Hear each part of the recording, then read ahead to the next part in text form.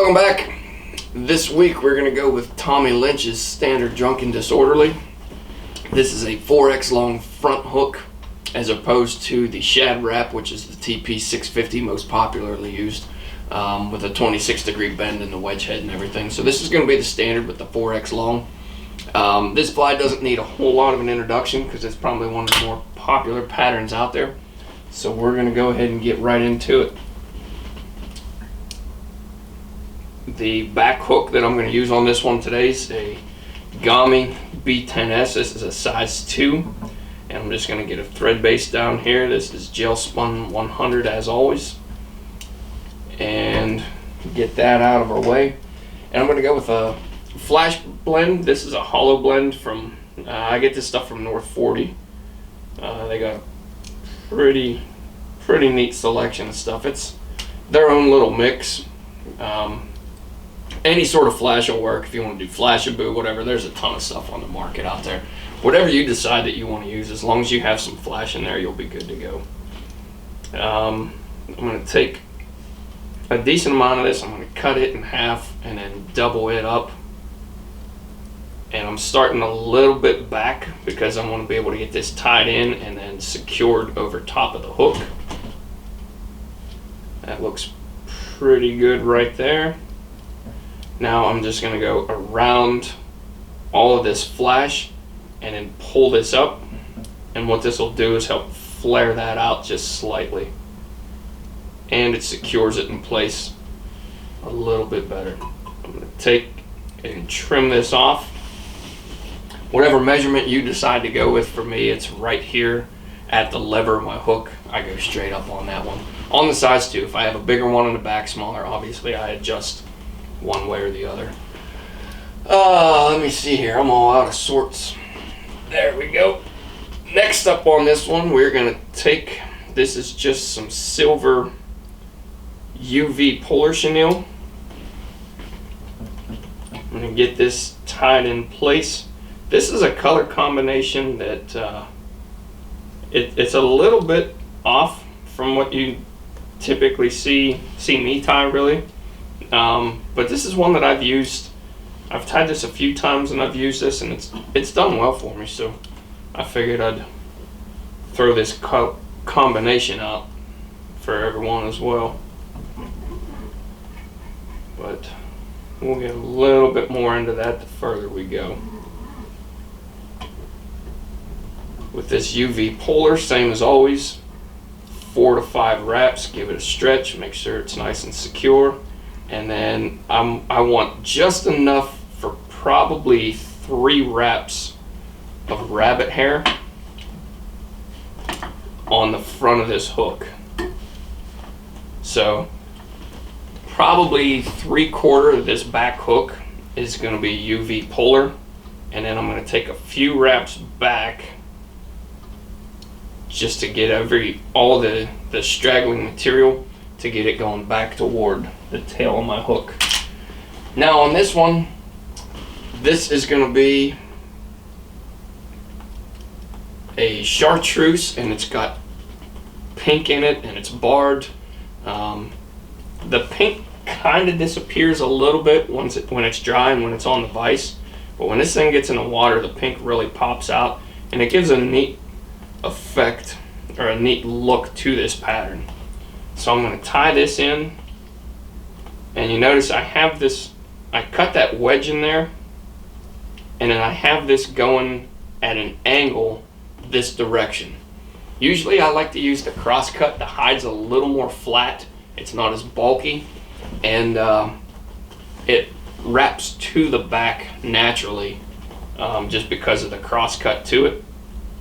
But this is just a standard 1/16 rabbit strip, so I tied it going the direction that I'm going to be wrapping this, and then that way it's not going to fight me the entire way. It's going to sit back, and I'm not going to have a big bump right in the very front where I tie this in.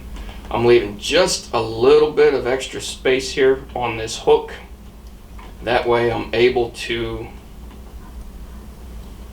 tie this material off, and I have just a little bit of room to work with for my mallard flank on the back. But what I want to do with this now, see, I have just that little bit of space right there. I want to catch some of this with my thread. I want to catch some of that hide, and I want to flatten it out some. And then just clean this up slightly with your thread. There we go. So now, like I was saying, pretty simple back half. We've got flash, we've got UV polar, more flash, and then we've got some rabbit, and then we're going to throw a mallard flank over the top, and this back section's done. Pretty simple back hook. I'm going to go into this mallard flank now. This is a just standard natural mallard flank. And what I will say on these mallard flanks is this back one is the most important, because it's going to be laying straight back just like a cougar, just like a boogeyman, whatever it is. You want that nice straight stem going right back the hook. So if you have compromised mallard flanks, or that they're not going to be perfect for a boogeyman or a cougar or whatever it is, save those, because you're going to use those for the side flanks on the front hook. I used to have a bag of them here that I had marked specifically for D&Ds, but I don't know where that one got to. So let me see here. This one looks pretty good, I think. Let me throw it over top here. No, it's got a little shift to it, so we're not going to use that one. I want to find something that's nice and straight here, and it's going to cover this up nice. This is another one. It's kind of compromised. You can see how it has that little cowlick to it right there. So if these two match up, I'm going to throw those off to the side. They're about the same. Yeah, they're about the same size. So I'm going to throw these two off to the side. I'll use those for my lateral lines. What I was saying about the same size, making sure that something marries up, you don't want to have one of your lateral flanks this size and one this size. Obviously, this is a pretty stark contrast, but you want them in the same ballpark to where they're one's not going to overpower the other, so to speak. Let's see if I like this one here for a back section. I think I'm going to. Yeah, that looks pretty good right there. This is a good mallard flank. You can see that nice straight line. It's going right down my hook. I'm going to have a little bit of flash hanging out this back section. So I'll go ahead and get this one trimmed and secured in the back. Now I'm just starting out on this one.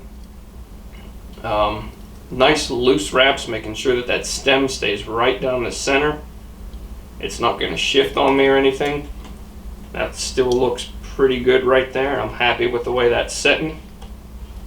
Now I'm just going to pull down tight, really secure that into place. And if you want to, you can flip this back around and tie right back over top of that. Just gives you a little bit more security on that mallard flank. Nothing pisses me off more than I have a fly out there and I lose a mallard flank.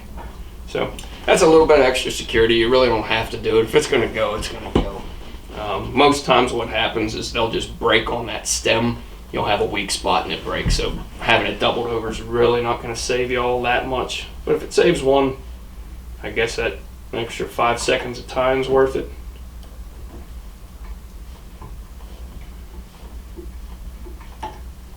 Okay, get a quick whip finish on that and we'll get this one out of the vise. Oh, I got a gray marker or a tan marker here, that'll work. Just gonna touch that up and just tone down that white slightly. There is our back section. I'm going to grab some Beadalon. It's 19 strand, 38 thousandths. About the same thing as always. Get a quick trim of that and find a bead.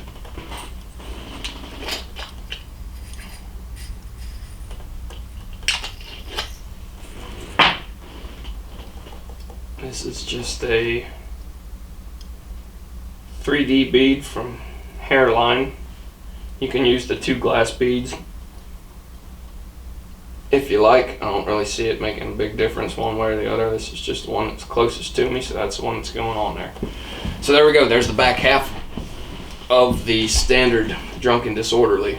We'll get this one out and we'll bring in our front hook, which is an MFC 7008. This is a size 4. Get this one in the camera right there, that way you can see the package that we're working with. Any 4X long is going to work for you on this one. Whatever you decide, whatever hook you have available, as long as it's 4X, you're going to be good to go. Well, before I start this, I'll mention one more thing while I'm cleaning up my Mallard flanks. For consistency purposes, consistency is one of the most important things in tying. Make sure that you find a spot. After you tie a few of these, you're going to get a feel for how long you want the head of this to be.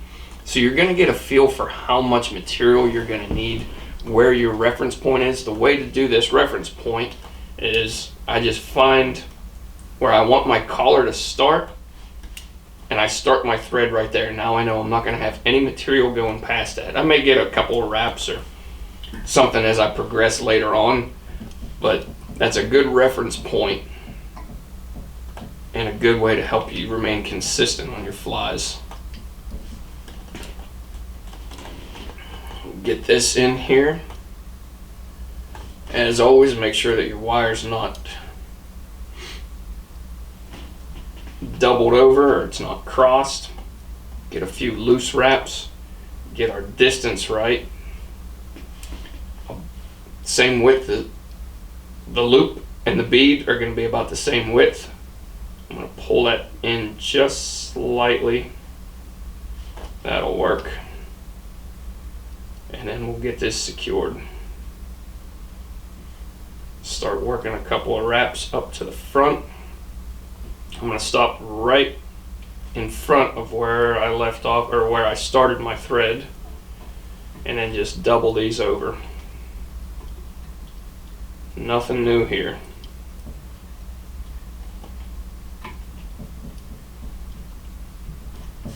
Got that a little bit on the long side.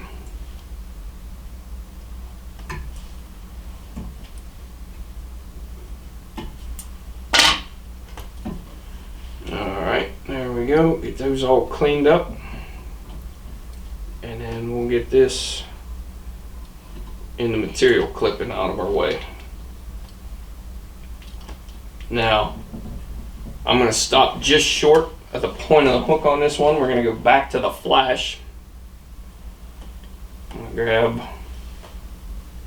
about the same amount, maybe a little bit more than what I used for the front, or for the back hook, sorry. And then double this over. Same thing as before. Double that.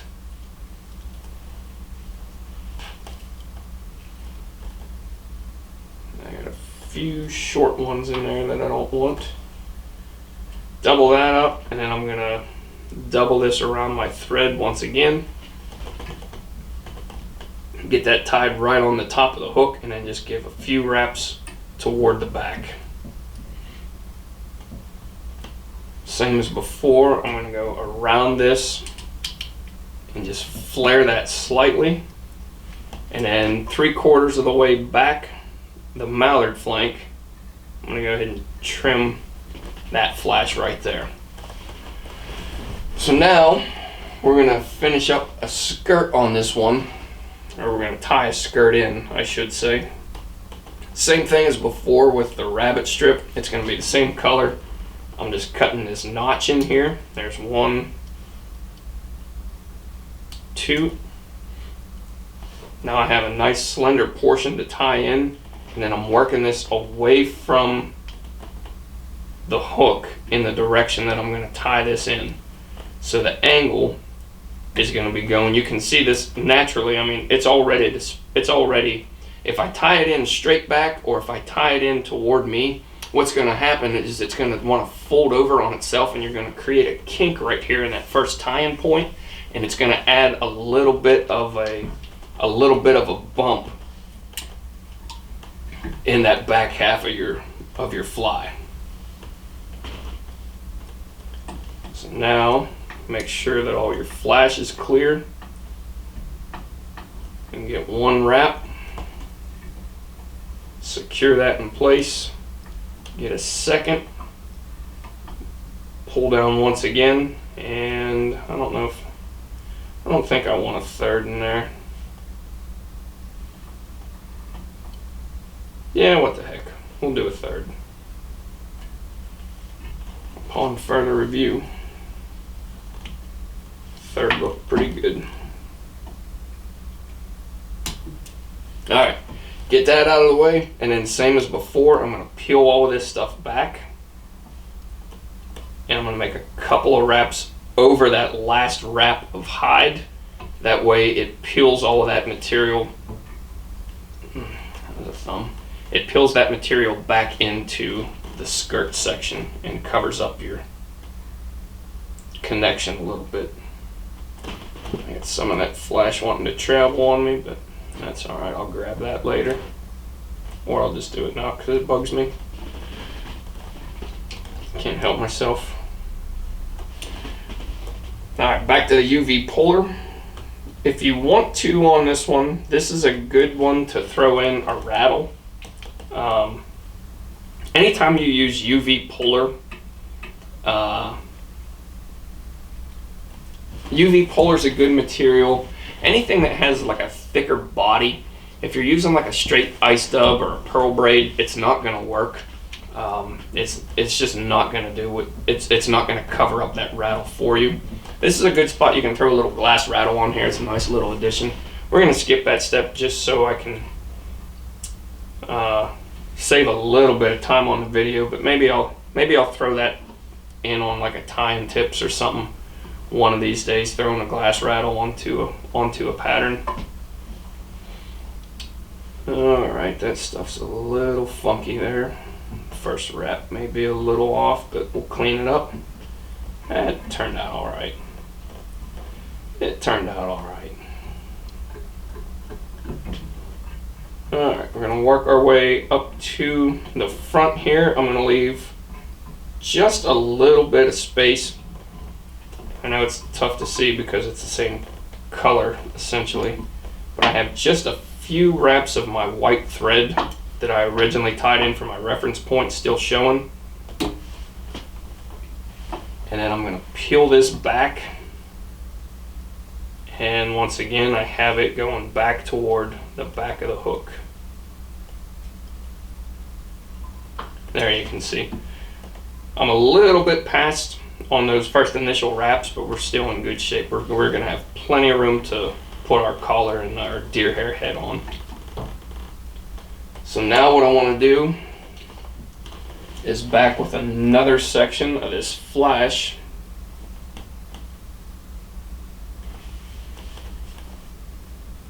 Let's see if I can get this out of there without creating too much of a mess.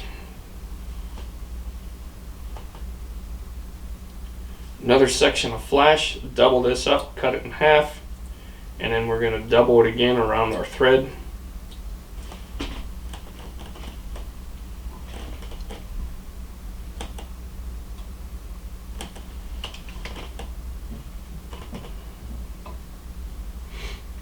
Get that set right where you want it.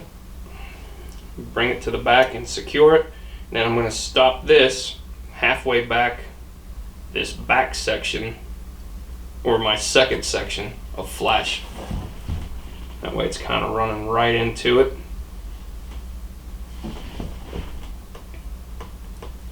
Stop that right there.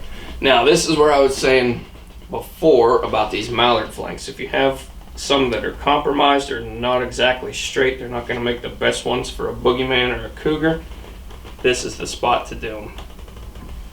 I want these going back into the rabbit on the back hook. So I'm going to measure this out You can see that little curve right there wanting to fight me, but this one doesn't need to be perfectly straight. And then just secure those in place. Same thing, measure this one out, get it about the same length. And I need a little bit more on that one. There we go. Just about the same length. Flip this one around, and then we're going to get this one in and secured. First couple of laps or wraps are going to be loose, just to make sure that it's going to follow the path that you want it to, and it's not twisting on you too awful bad. That one may be a little bit too curved. Well, no, I think we'll be able to make it work. Some of these are just so curved that you're not able to use them at all. Just throw them right in the trash unless you have a better use for them. I just get rid of them. They're too frustrating to work with on anything else. That one will do.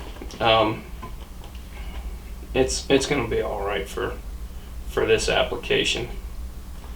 Last thing before we start with our deer hair work is we're going to find our rabbit, and we're going to give probably 2 turns of rabbit here. Cut our notch in there again.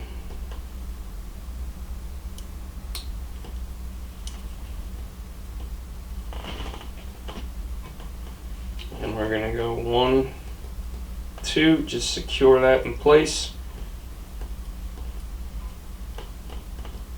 1 turn. I'm going to try and get a second one on there. This is where I really like that cross-cut. Those cross-cut rabbit strips, because they lay back a lot easier, and then there's a lot less bulk in here too. But we're going to make this work.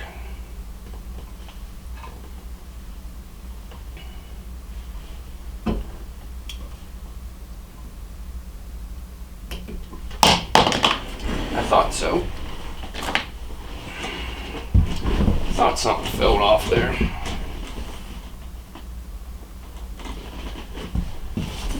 Well, I can think of a couple of cuss words to say right now, but we'll stay calm. Alright, take 2. I thought something fell off when I was trying to cut that, but I was like, nah, nothing's wrong, just power straight through it. And you can see what happened.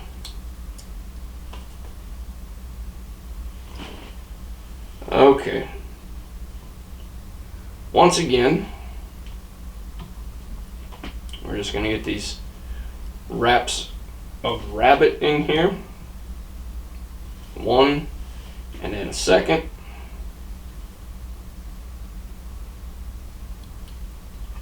I really don't know if I want that second wrap in there. It's just too bulky. Too bulky. Like I said, I wish I had that cross cut in this color, but we'll make do with this. And I trimmed it properly this time, so we can move on to the deer hair. Okay, so I'm just going to peel this back some and try and catch that. There we go. We're good. We're going to make those 2 wraps work. We still have plenty of room to work with for our deer hair.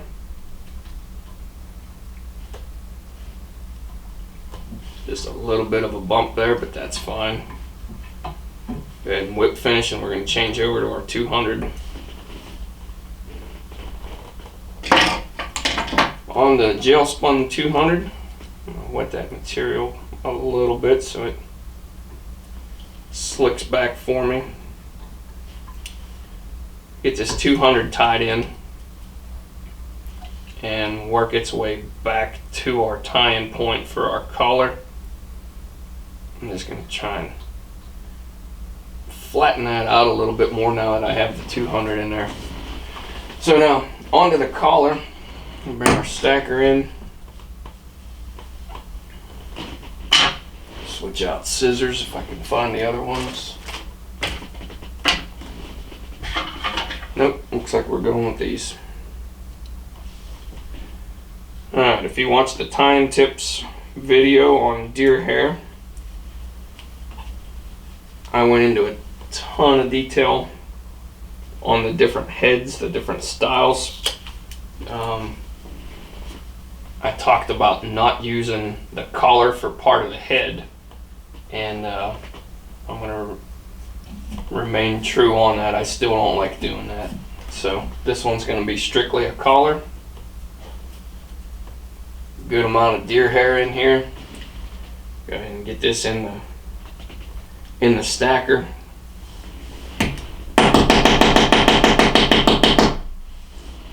Give that a couple of taps. Get this nice and even. Some of these are a little bit shorter and they're going to wind up falling out, so I'm just going to pick through those right now. And then I want to measure this out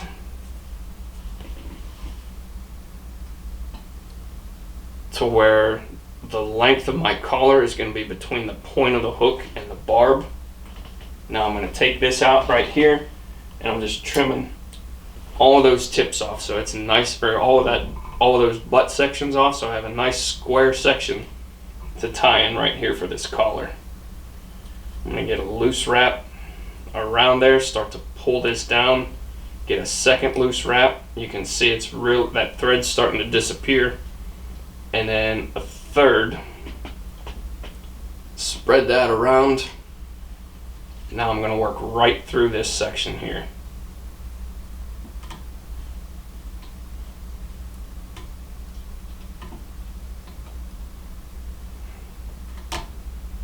There we go. Get rid of some of those tips there. Alright. I got rabbit hair or something in my eye. Now I'm going to go with another section of gray. I'm going to do this one in a two-tone color today. I'm going to have a vertical line with chartreuse in between the two gray. The first section that I work with, the goal on all of these wedged heads, anytime you're tying a wedged head or something that's going to a pattern that's going to where the deer hair is going to control the motion of your fly, you want as much hair in here as possible. That way it's going to deflect the water, it's going to help it dart and dive. So get as much in here as possible. The first section that I tie in, this is cleaned out, minus a little bit of guard hair there, or under fur. This is cleaned out. This is the first section that I'm using right here. I mean, this is a lot of hair, but like I said, you want a ton of this in here. So I'm just going to take this over, I'm going to trim the tips, get that out of the way. There's a few hairs in there that aren't cooperating. But I'm going to work with this center section.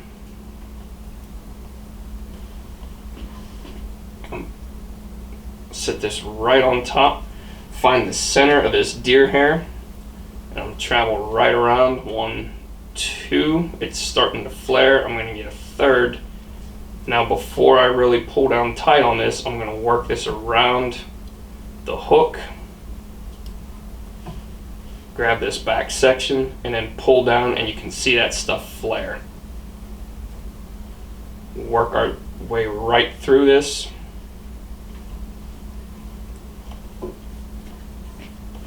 And then peel this stuff back.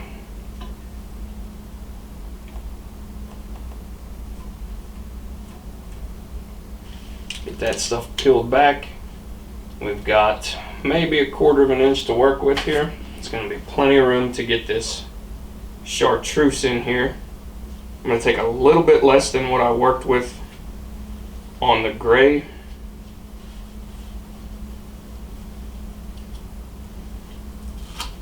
Trim that out.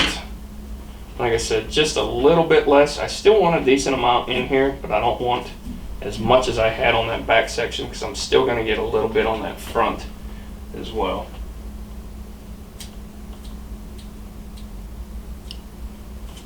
Take those tips and trim them off. The tips, as I said before, in other videos, they're not as hollow, or may not be hollow at all, depending on the quality, or depending on the patch of deer hair that you get. They're not going to be hollow at all. They're not going to flare. When it comes to trimming them with a razor blade, it's a pain in the ass. No two ways around that. So cut those tips off, work with the center of this bundle. Once again, 1, 2, and I don't have any travel. I don't have any of this gray hair. If you can see it, I know my head's probably back blocking that back camera. If you can see it, there's nothing there blocking this Chartreuse from going around, because I have it with my thumb and my ring finger. And now I'm just going to work this stuff down through again and pull down. It flares it, work through that, get a couple of good solid wraps in there.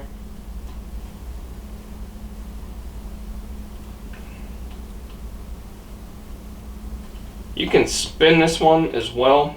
It may give you a little bit more of an even distribution if you go with a full spin, but either way is going to work for you. Now I need to find where I put the packer. I'm just losing all sorts of stuff here, all over it. I'm going to push this material back, that way I have a little bit more room to work with.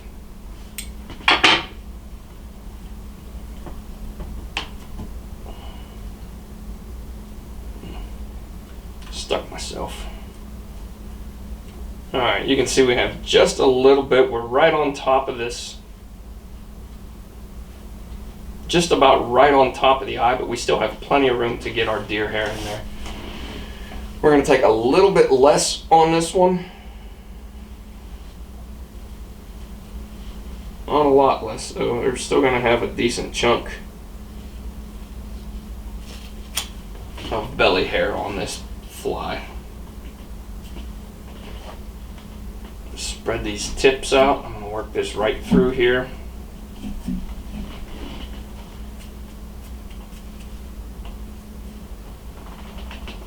Some of this is going to get lost.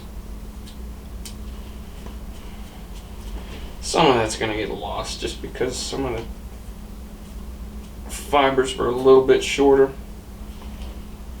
Same thing.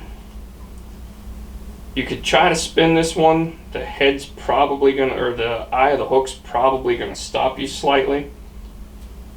So I'm going to just do the same hybrid stack spin. Actually, I think that one would have spun the way that it was starting to move for me. Now pull. Well, yep. That's no good. That's no good. I got a little bit too far on the front there. We'll try that again. I may have had some thread travel on that I wasn't paying attention to. That was a missed opportunity right there to show everybody how that material wraps around the hook when it's spun, or wraps around the thread when it's spun. I should have used that. I should have used that. Oh well. Maybe I'll do it again this time. Who knows the way this fly's going today. The way this fly's going today, I got rabbit hair falling off the hook, deer hair spinning off. And tough go of it. Alright, once again, on the underneath side, bring the Chartreuse back with your thumb and ring finger. I'm going to make sure, I'm going to try and spin this one. There we go. We got a pretty good spin on that. Pretty good spin on that one. Just go ahead and push this back, find the eye of your hook, and I may have to stand this up in the vise a little bit. Hope I didn't block that back camera too much. I know I have to look in here pretty good.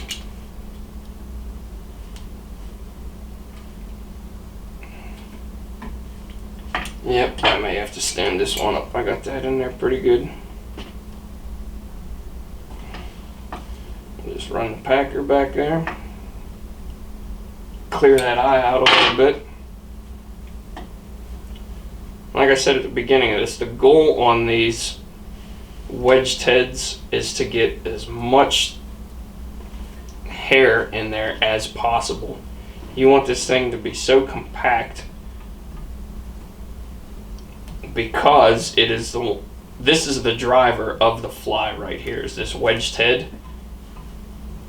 Oh, I thought that was going to fray on me. I got lucky. This is the driver of this fly. Like I was saying, the wedge portion on this is the one that controls the swim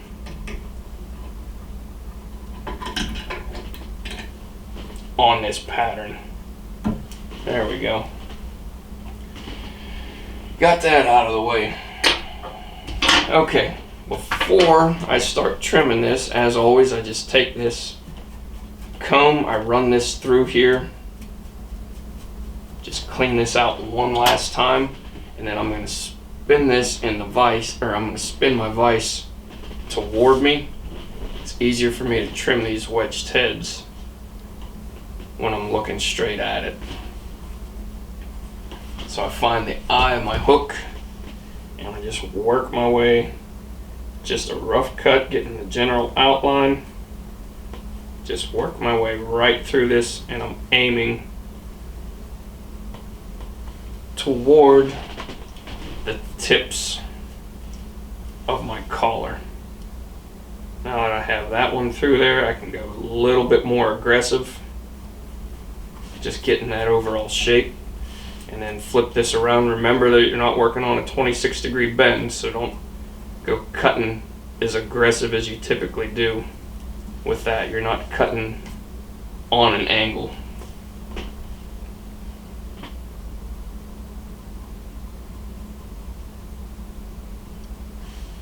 Alright, we have our overall profile that we're after here, or our overall shape.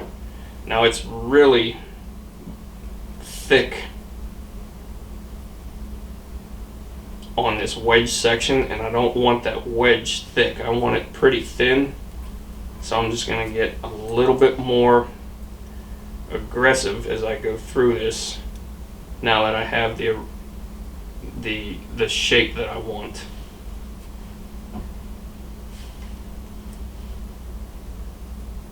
Same thing here, just work that through, taking a little bit extra material off.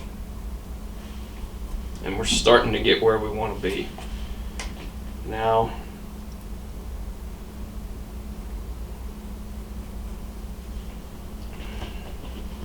that section, tighten that vise up a little bit. We'll get this other side. I just follow,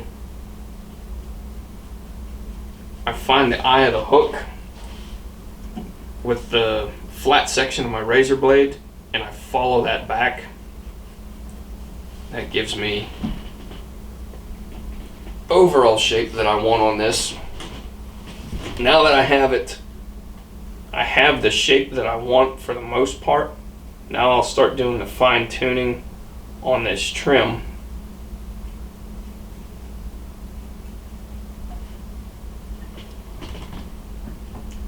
Vice wants to keep spinning on me there. Just start working this back.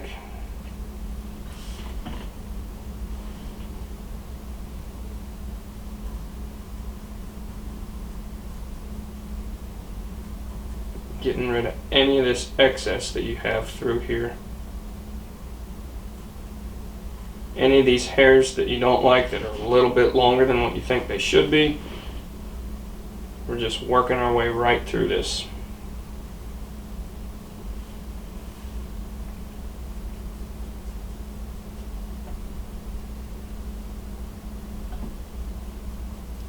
I'm just feathering this hair right now into the collar. I don't want a clean cut right through there. I'm just feathering that razor blade right through there so I have a nice transition going into that collar.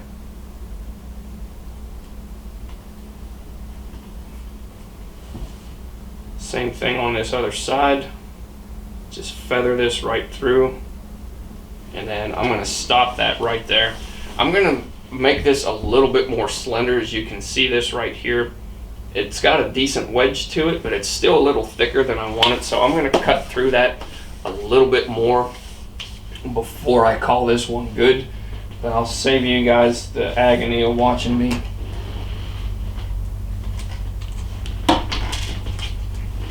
nitpick over this deer hair.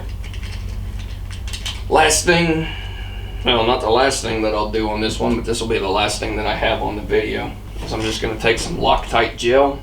I'm going to throw this back toward the collar. These are some 6mm MFC bloodshot eyes. Throw these on here. There's one. Get this on the same, about in the same spot as I had the first one.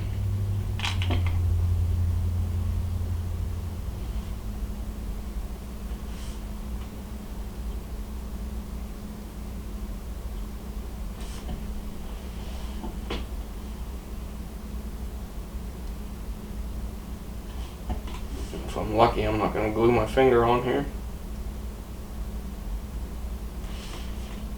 There we go. That is Tommy Lynch's standard Drunk and Disorderly. Minus a few mess ups on my half where the material didn't want to cooperate, or I just wasn't as good as what I should have been as far as getting it to cooperate. I guess that's one way I can look at it. Like I said, that is Tommy Lynch's standard Drunk and Disorderly. If you guys have any questions or comments, as always on this, leave them with me and I'll get back to you as soon as I can. I know I've got a couple that I got to get to here. It's been probably 2 weeks since I've gotten in there to respond, but I'll get back to everybody here probably within the week. As always, thanks for watching, and we'll catch you on next week's fly.